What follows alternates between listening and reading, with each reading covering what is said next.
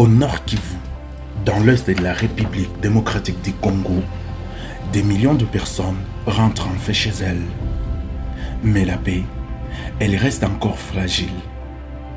Le conflit armé continue de déchirer les communautés. Les villages sont arruinés. Les écoles et les centres de santé ne sont plus que des souvenirs. Et pourtant, malgré tout, ces femmes, ces hommes, ces enfants ont trouvé le courage de revenir.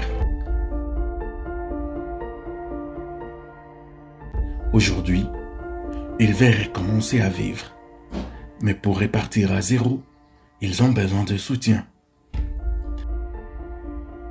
C'est dans ce contexte que les projets de relèvement précoce et de renforcement de la résilience de ménages déplacés, retournés et des communautés hautes a vu les jours sur l'axe Goma, Sake et Bweremana.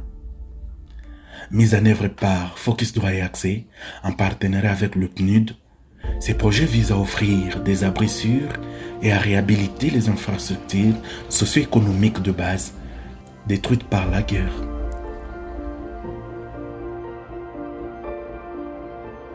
Dans le cadre de la mise en œuvre, une mission d'évaluation des besoins prioritaires a été conduite du 24 au 25 octobre 2025 dans les territoires de Massissi, notamment dans les aires de santé de Matanda, Mushaki et tout au long de l'axe Sake et Bweremana.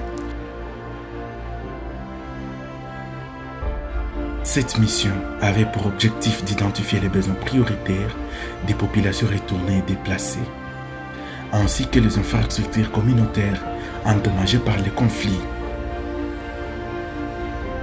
Écoles, centres de santé, marchés, points d'eau et routes d'accès.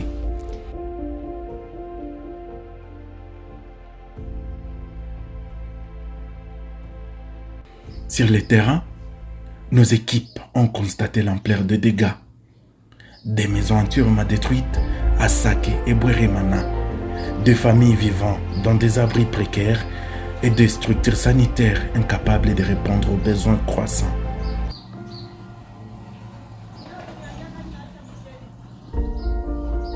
Les besoins sanitaires recensés sont alarmants. Insuffisance de médicaments, manque d'équipements médicaux, absence d'éclairage dans les salles d'accouchement, rupture de la chaîne d'approvisionnement.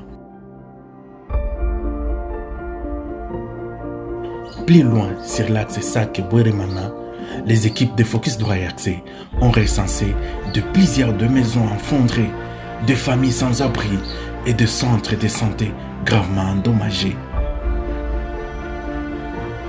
L'accès à l'eau potable, à l'assainissement et aux soins de base reste un défi quotidien. Les besoins prioritaires incluent la réhabilitation de structures d'approvisionnement en matériel médical, à la restauration de points d'eau communautaires.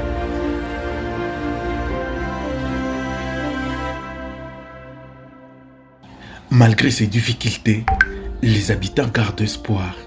Leur résilience et leur volonté de rebâtir inspirent. À Matanda, les écoles primaires n'ont plus de toits ni de mobilier. Les enfants étudient sous des plafonds percés par des balles. Au poste de santé de Nyakadjanga, les femmes accouchent dans l'obscurité, sans matériel, ni eau, ni ventilation. À Nyabibwe, l'inaccessibilité des routes empêche l'arrivée des médicaments et la supervision médicale.